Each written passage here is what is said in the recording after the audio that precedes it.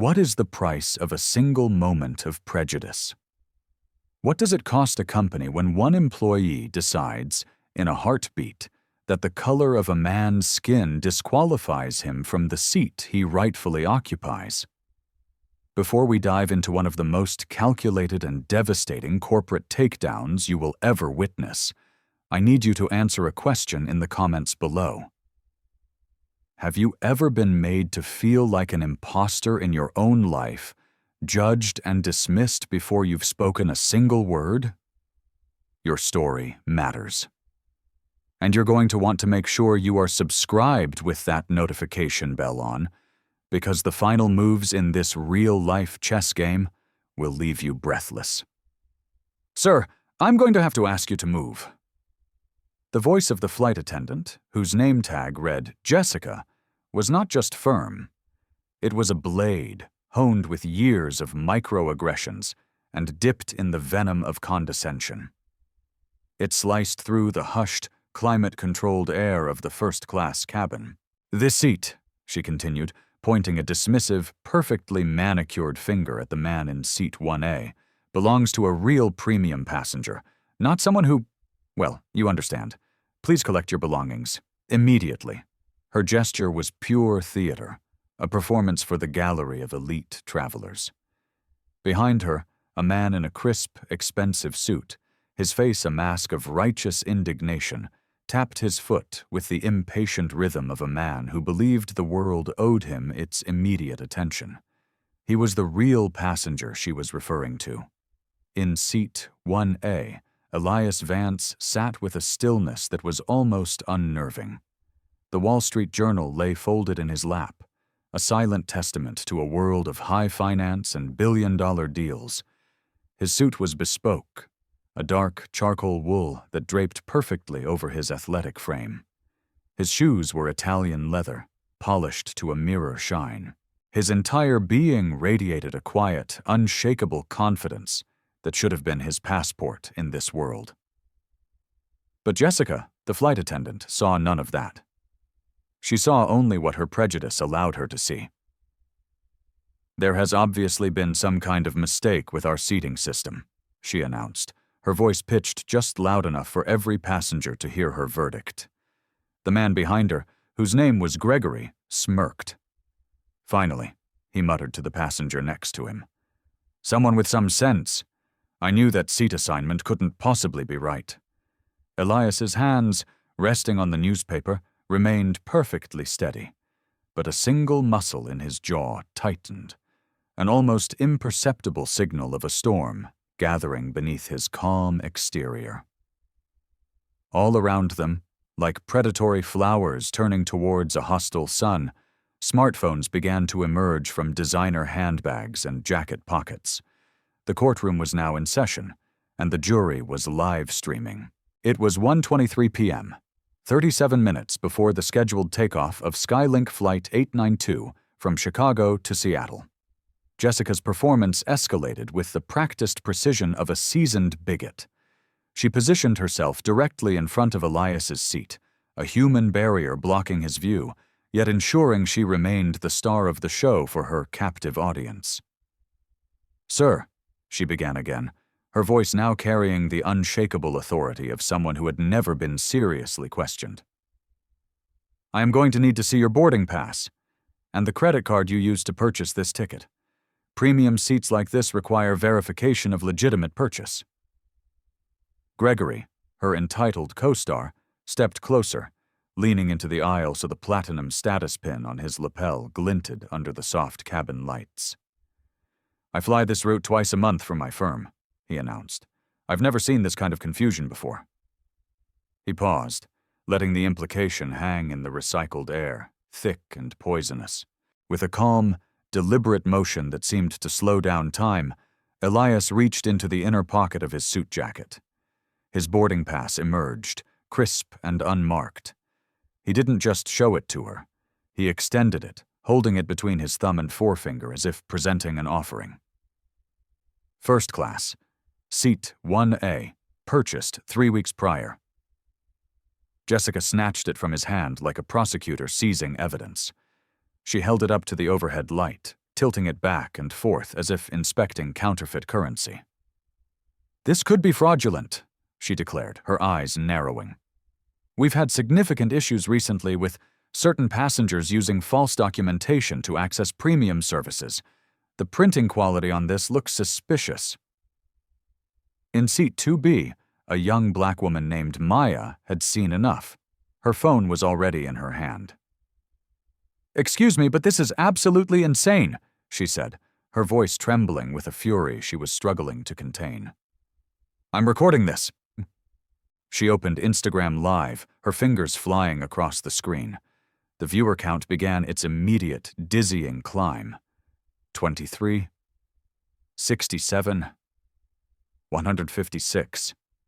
"Ma'am, you need to put that device away immediately," Jessica snapped, her gaze never leaving the boarding pass, her authority now expanding to silence dissent. "This is an internal airline matter." "No, this is discrimination, and I'm documenting it," Maya shot back, her resolve hardening. Her livestream title was blunt. "Airline Racism in First Class, Skylink Flight 892. Gregory's impatience was becoming more theatrical. "Look," he sighed dramatically, "I have a critical conference call in Seattle that I cannot miss. Can we please just resolve this? I am a Platinum status member. I should have priority seating rights here." Beside Elias, his briefcase sat on the floor. It was made of supple dark brown leather, and embossed on its side, barely visible, was the logo of a firm known only in the highest echelons of global finance. Vance Capital Group. The Wall Street Journal on his lap was still open to the business section, and a headline was clearly visible. Skylink Airlines 500M merger vote scheduled for today. His phone, sitting face down, buzzed insistently. A message flashed on the screen for a split second. "Board members are assembled for the emergency vote. 2:01 p.m. deadline approaching." He glanced at the message, his face betraying nothing, and silenced the device with a practiced swipe of his thumb. "Sir," Jessica's voice grew louder, more commanding, as if his silence was an admission of guilt. "I am still waiting for you to present the credit card for verification. Premium purchases require additional authentication for—" She paused, searching for a diplomatic-sounding lie. "For security purposes." The ugly implication that he was a security threat filled the cabin. Around them, the other first-class passengers were a study in complicity. Some shifted uncomfortably in their seats, burying their faces in magazines, their silence a form of consent. Others leaned forward, their own phones now emerging, sensing a significant drama was unfolding. An elderly white woman in seat 3A whispered to her husband, "Charles, this doesn't seem right at all." But she made no move to intervene. Elias finally spoke. His voice was not loud, but it was so calm, so devoid of the anger everyone expected, that it cut through the tension like a surgeon's scalpel. "What specific security concerns does my appearance raise for you, Jessica?" The question was a direct hit. It bypassed her script and struck at the rotten core of her actions. She fumbled, her practiced authority faltering. It's not about your— we have standard procedures we must follow. Just so. Standard procedures that you have singled me out for specifically?" Elias's tone remained conversational, but there was a core of steel beneath every syllable. "Are you requiring this credit card verification from every other passenger in this cabin?" Gregory, sensing his ally was faltering, quickly interjected. "This isn't about race, for God's sake. It's about airline policy and seating protocols." "Is it?"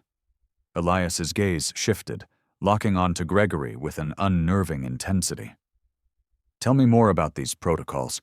When was the last time you were asked to show your credit card to verify your seat after you had already boarded?"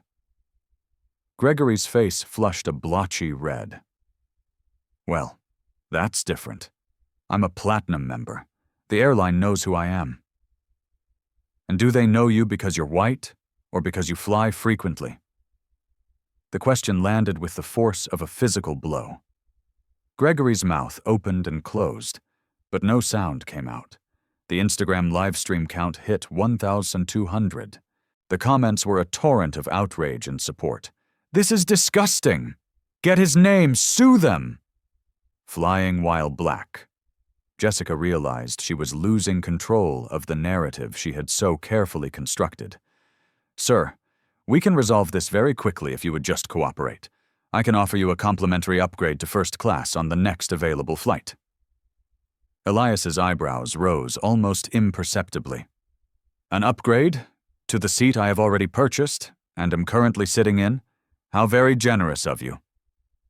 The gate agent's voice crackled over the intercom, adding a ticking clock to the drama. "Final boarding for Flight 892 to Seattle will commence in 30 minutes. All passengers should be at the gate." Gregory's agitation peaked. "For crying out loud, just move him already! I have a presentation at 4 p.m. that will determine the future of my division." Jessica nodded, emboldened by his support. "Sir, if you do not comply voluntarily, I will have no choice but to call airport security. We cannot delay an entire flight for one passenger." Elias's phone buzzed again. This time the message was more urgent. "Skylink merger documents are ready for your signature, awaiting your final approval." He glanced at it, then back at Jessica's name tag. The profound, cosmic irony of the situation was not lost on him. He was being harassed by an employee of the very airline his company was minutes away from acquiring. "You'll call security," he repeated slowly, as if tasting the words, on a passenger sitting quietly in his purchased seat, reading a newspaper. "On a passenger who is disrupting airline operations and refusing to follow crew instructions," Jessica corrected, her voice rising again for the benefit of her audience. "What instruction precisely have I refused?" he asked. Another pause. Another fumble. Jessica's script had no contingency for a man who met aggression not with anger, but with logic. Slowly, with a grace that commanded the attention of the entire cabin, Elias stood up.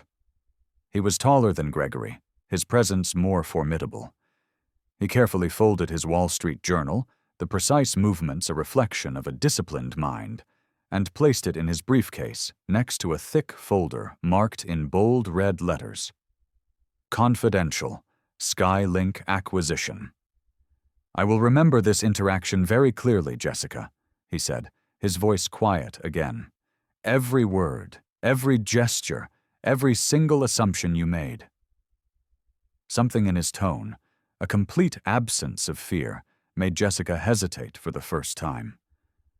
There was no anger, no bluster. There was only the quiet, terrifying certainty of a man who had never in his life had to doubt his own power. "Sir, please don't make this more difficult than it needs to be," she said, but her voice now held a slight waver. Elias's smile was a cold, sharp thing. It held no warmth, no humor. "Jessica," he said, his voice dropping to a near whisper, "you have absolutely no idea how difficult this is about to become." It was 1:31 p.m., 29 minutes before takeoff. The gate manager, Cynthia Reynolds, strode down the jetway with the brisk, no-nonsense air of a battlefield commander. Her 20 years with Skylink Airlines were etched into the confident lines of her face. She'd handled 1,000 passenger disputes, or so she thought. "What is the situation here?" she demanded, her voice radiating corporate authority as she surveyed the scene. The sea of recording smartphones, the agitated passengers, a flight attendant clearly in over her head. Jessica launched into a rapid-fire, self-serving explanation. "We have a passenger in seat 1A who is refusing to provide proper verification for his first-class ticket. He's being non-compliant and disruptive." "Non-compliant in what way, exactly?" Cynthia asked, though her tone already suggested she had taken her employee's side. "Well, he's questioning our procedures," Jessica fumbled, realizing how flimsy her narrative sounded when spoken aloud. Gregory, the Platinum passenger, seized the opening.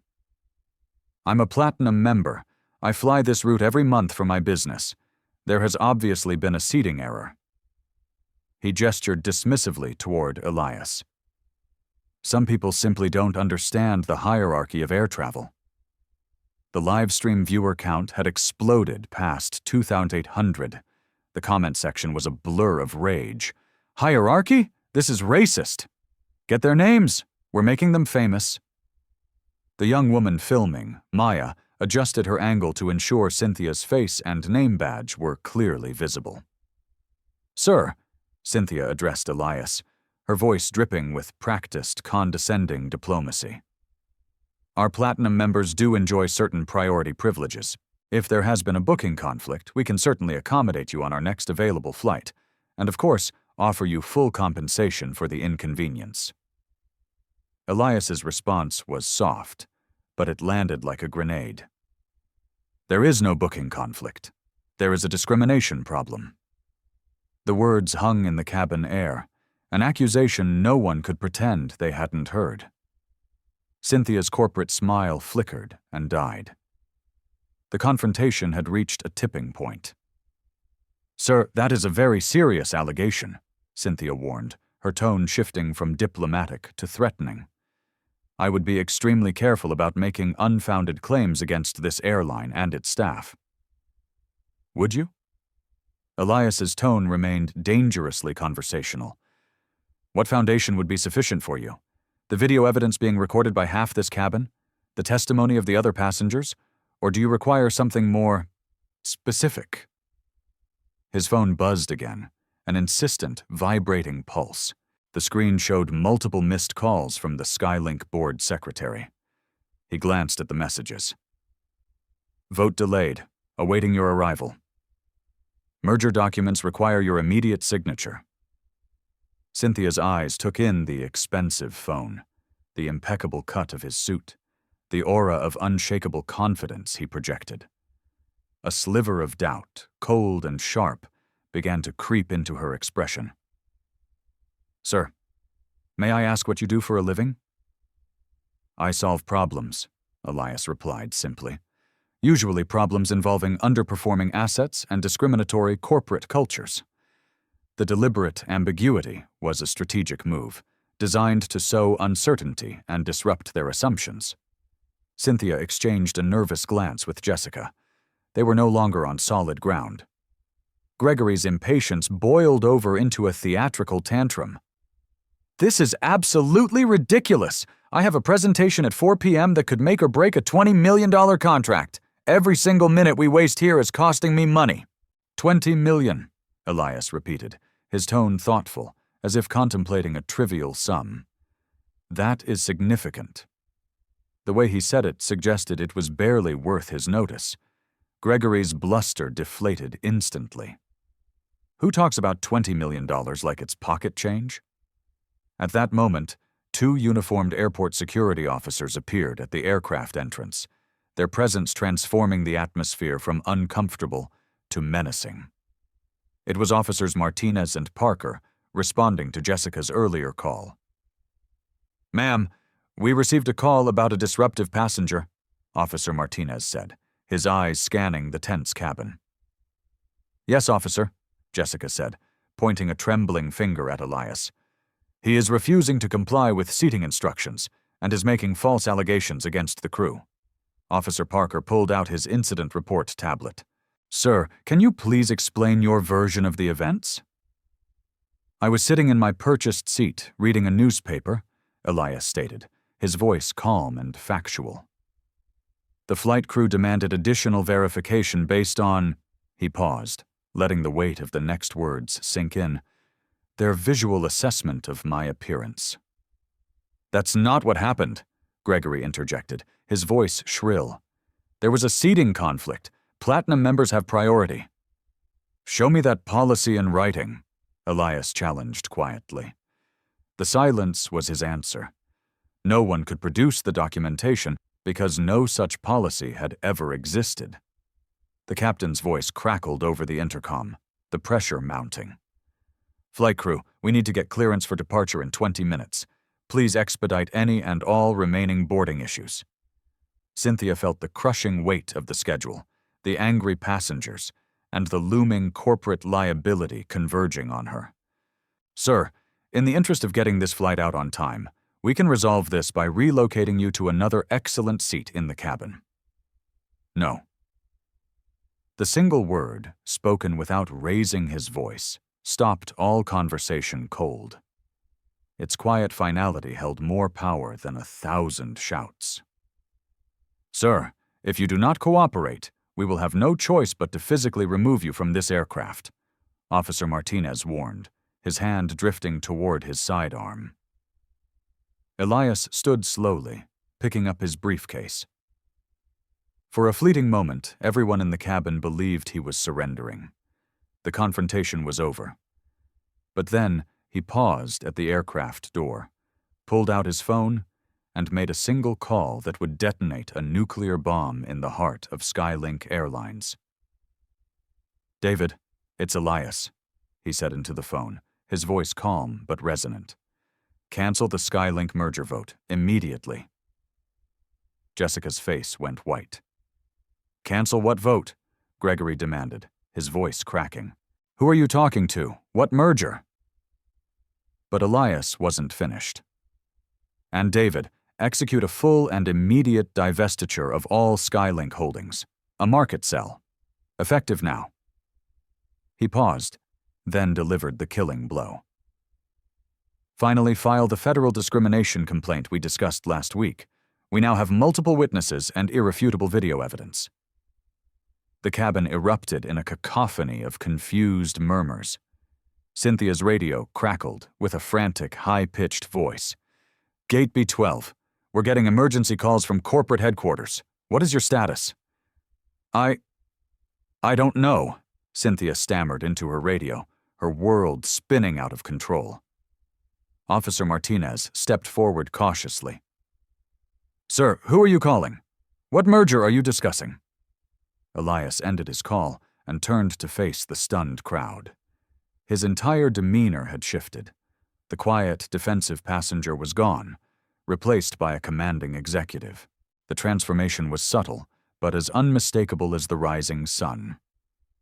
"Jessica, Gregory, Cynthia," he addressed each of them by name, his voice now imbued with an absolute authority that chilled them to the bone. "You have all just participated in an incident that will cost Skylink Airlines significantly more than the price of a first-class seat." What are you talking about?" Gregory stammered. Elias reached into his briefcase and withdrew a single heavy business card. He didn't hand it to them. He held it between two fingers like a weapon. "The $20 million contract you mentioned, Gregory, that's impressive." His smile was razor-sharp. "My company was about to finalize a $500 million investment in this airline." "Was." Past tense. The number, 500 million, landed like a physical blow. Richard stumbled backward. Jessica grabbed the back of the nearest seat to keep from collapsing. Cynthia's radio exploded with frantic, overlapping chatter from corporate. 500 million? Officer Parker repeated weakly, his voice barely a whisper. Million, Elias confirmed, his voice cold as a tomb. As of 3 minutes ago, Vance Capital Group initiated a full liquidation of our entire Skylink Airlines position, stock sales, bond calls, and a complete cancellation of the merger, everything. The livestream audience peaked at 8,000 viewers, then 10,000 as the clip went viral. The comments were a blur. Plot twist of the century. He's the investor. Skylink stock is about to crash and burn. Cynthia fumbled with her radio. Operations, I need immediate contact with the executive suite. We have a situation involving major investor relations. But Elias's phone was ringing again. This time, he answered it on speaker, ensuring that every single person in that cabin and the tens of thousands watching online would hear the sound of their world ending. Mr. Vance, this is Robert Parker, the Chief Executive Officer of Skylink Airlines. I understand there may have been some kind of incident on Flight 892? You could have heard a pin drop. Jessica's face was drained of all color. Gregory's mouth hung open in silent, horrified comprehension. Cynthia looked as though she was about to faint. Yes, Robert. Elias's voice was pure boardroom authority now. Your crew has just provided my team with an excellent, real-world demonstration of precisely why our investment committee had such grave concerns about Skylink's operational culture.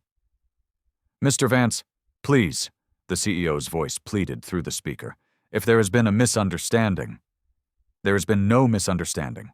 Your employees saw a black man in first class, and their immediate default assumption was fraud. The subsequent discrimination is now well documented by dozens of witnesses.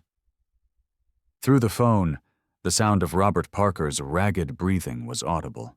Sir, whatever happened, I assure you we can make this right. Please, don't let this affect our long-standing business relationship. Elias looked directly at Jessica, whose career had just evaporated in the space of a single phone call. Robert, he said, his voice cold and final. That decision has already been made. It was 1:37 p.m., 23 minutes before takeoff. The phone conversation continued on speaker, and each word from the CEO was a plea, while each word from Elias was a judgment. Robert Parker's voice was thick with the desperation of a man watching his company's stock price plummet in real time on his computer screen. Mr. Vance, Elias, please, let's just discuss this rationally. Whatever my staff did, however wrong, we can correct it, right now. Elias finally revealed the business card he'd been holding. He held it up for Maya's phone, for all the world to see. The gold embossing caught the light. Elias Vance, Chief Executive Officer, Vance Capital Group. Robert, rationality would have been for your employees to treat a paying customer with basic human dignity, regardless of the color of his skin. Elias's voice was still calm, but it was the calm of a hurricane's eye. What happened here wasn't a mistake. It wasn't a one-off incident. It was institutional bias, live and in color. Jessica, her face a mess of tears and shattered composure, found her voice, though it was just a whisper. You can't be a CEO. The statement, born of pure, unadulterated prejudice, hung in the air, a final damning indictment of her worldview. The passengers who were recording leaned in, capturing every second of her professional self-immolation. Can't be? Elias's eyebrows rose. Why, Jessica? Because I'm black? Because I don't fit neatly into your narrow, preconceived notion of what executive power looks like? Gregory, still trying to process the scale of his catastrophic error, stammered. But $500 million, that's impossible. No one just carries that kind of money around. Elias's smile was glacial. Gregory, I don't carry money. I move it. Vance Capital Group currently manages $12 billion in assets. Our Skylink position was, by our standards, a relatively modest one. Until today. The numbers were like bombs, detonating one by one in the silent cabin. Cynthia's legs finally gave out, and she sank into the nearest empty seat. Officer Martinez took an involuntary step backward, a sudden dawning horror on his face as he realized who he had been about to physically remove. Through the phone, Robert Parker's voice was cracking. Mr. Vance, our entire board will convene an emergency session. Whatever remedial action you require, it's yours. The remedial action required was decency, Robert, Elias interjected. Your crew failed that test in the most spectacular way imaginable. The livestream viewer count exploded past 15,000. News tickers on financial networks began to flash. Skylink Airlines, SKL, stock plummets amid rumors of failed merger and investor pullout. The hashtag #Skylink scandal was born and was already trending nationally.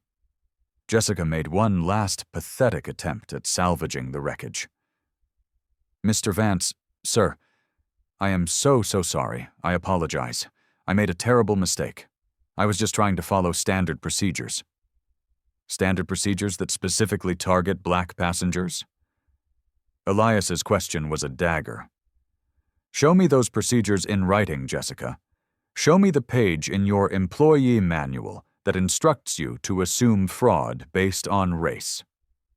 Silence. Because no such official procedure existed. It was an unwritten rule enforced by people like her. Cynthia's radio exploded with a new, even more panicked voice. "Gate B12! We have media calls flooding the main switchboard. The stock is in freefall. We need to activate crisis management protocols now!" Officer Parker cleared his throat nervously. "Mr. Washington, sir, how should we proceed?" "You should start by taking your hand off your weapon," Elias observed quietly. "I am not the threat in this cabin. Institutional racism is the threat." Officer Parker looked down and realized his hand had drifted to his holstered taser.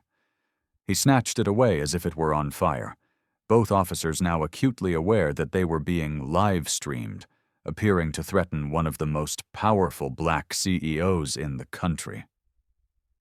The captain's voice came over the intercom again, but his tone was completely different. It was now drenched in deference and panic. "This is Captain Rodriguez. Mr. Vance, I have just been briefed by corporate. I need to speak with you immediately regarding our flight operations and any instructions you may have for us." Gregory, in a final, desperate act of self-preservation, tried to rewrite history. "Look, this is all just blown out of proportion. I just wanted my assigned seat. There's no racism here, just a simple misunderstanding." Elias turned his full, undivided attention to Gregory for the first time. "A simple misunderstanding that assumes a black passenger is a criminal? A simple misunderstanding that demanded additional verification from me, but not from you?" "I never said anything about race," Gregory protested. "You didn't have to."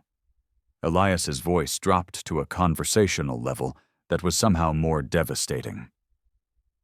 "You said, and I quote, 'Some people simply don't understand the hierarchy of air travel.' You implied that I did not belong here. Your meaning was crystal clear to everyone." The livestream audience hit 20,000. The comments poured in. "Drag him, King! This is justice." "Gregory is about to learn today." Elias's phone buzzed with a series of urgent text messages. He glanced at the screen. CNN requesting immediate on-air interview. FAA opening formal investigation into Skylink passenger treatment. SKL stock down 12% in after-hours trading. He held the phone up, angling it towards Maya's camera, ensuring the global audience could see the real-time consequences of discrimination in the digital age. "Your behavior," he said, addressing the cabin, "no longer exists in a vacuum." Cynthia, desperate to salvage something, pleaded, "Mr. Vance, if we could please discuss this privately." "Privately?" Elias's laugh was harsh and humorless. "You made this public when you humiliated me in front of this entire cabin. We will resolve it publicly as well." Through the phone, Robert Parker made another attempt to stanch the bleeding. "Sir, we are prepared to offer significant compensation for this incident." "Compensation for what, Robert?" Elias's tone sharpened. "Are you suggesting your employees were merely confused about my race? Or were they confused about the basic tenets of human dignity? No, sir, that's not what I—" "Then what, exactly, are you compensating me for? Be specific." The question was a masterfully laid trap. Acknowledging discrimination would open the floodgates to federal lawsuits. Denying it would be to call Elias a liar in front of 20,000 witnesses. Jessica broke down completely, her sobs echoing through the silent cabin. "Mr. Vance, please, I have 3 children. I need this job, I'm sorry. I am so deeply sorry." Your children deserve a mother who teaches them that a person's worth is determined by their character, not their skin color. Elias's voice was devastatingly calm. And your apology is not owed to me. It's owed to every single person of color you have humiliated, dismissed, and disrespected before today. He wasn't finished. He turned back to Gregory. You mentioned not understanding the hierarchy of air travel. Allow me to clarify it for you. He paused, letting the tension build to an unbearable level. Vance Capital Group invested $487 million into Skylink Airlines 6 months ago. That capital injection is what funded your precious Platinum Benefits program. Gregory's face went slack with horror. What? What are you saying? I'm saying your Platinum status exists because of my money. Your priority boarding, your expedited check-in, your complimentary champagne, all of it was funded by the black man you just tried to have thrown off this plane. The irony was so thick, so absolute, it was almost poetic. It landed like a sledgehammer, shattering Gregory's entire worldview. He stumbled backward, grabbing the bulkhead for support. Elias opened his laptop, his fingers flying across the keyboard. Let me show you some real numbers. He turned the screen towards Maya's camera, displaying financial documents for the world to see. Vance Capital Group, $12.3 billion in assets under management. Skylink Investment, $487 million. Our position represents 11.6% of total equity ownership. The numbers stunned everyone into silence. Cynthia's radio crackled again. Gate B12, we have an emergency board meeting being called. All senior executives are to converge immediately. Interesting timing, Elias observed dryly. Robert, are you calling an emergency board meeting? Yes, sir, came the defeated reply from the phone. We need to address this situation at the highest level. Good, Elias said, because I have some demands. That single word, demands, changed the entire dynamic. This was no longer about an apology. This was about a hostile takeover of a corporate culture. First, Elias began, his voice ringing with the authority of a man who knew he could not be refused. The immediate termination of every crew member involved in today's incident, non-negotiable. Second, comprehensive in-person bias training for all 20,000 customer-facing staff, conducted by a third-party firm of my choosing. Third, the mandatory implementation of body cameras for all gate agents and flight attendants, with all footage subject to independent, third-party oversight. Sir, Robert Parker's voice wavered. These changes, they would cost millions. Less than the $1 billion in market cap you've lost in the last hour, Elias retorted. Fourth, monthly public diversity audits, with the unedited results published on your website for your customers and investors to see. The live stream hit 25,000 viewers. The story was now the lead item on every financial news network. And fifth, and finally, Elias said, delivering his final term. A new customer complaint system. Any allegation of discrimination, of any kind, is to be escalated directly to the C-suite. To your office, Robert, within 24 hours. No more middle management cover-ups. He closed his laptop with a decisive snap. Those are my terms. You have 90 days to fully implement every single one of them. Or Vance Capital Group will divest its entire position, and I will personally publish a detailed report advising our institutional partners to do the same, citing Skylink's culture of institutional racism as an unacceptable material risk. Through the phone, Robert Parker's labored breathing was the only sound.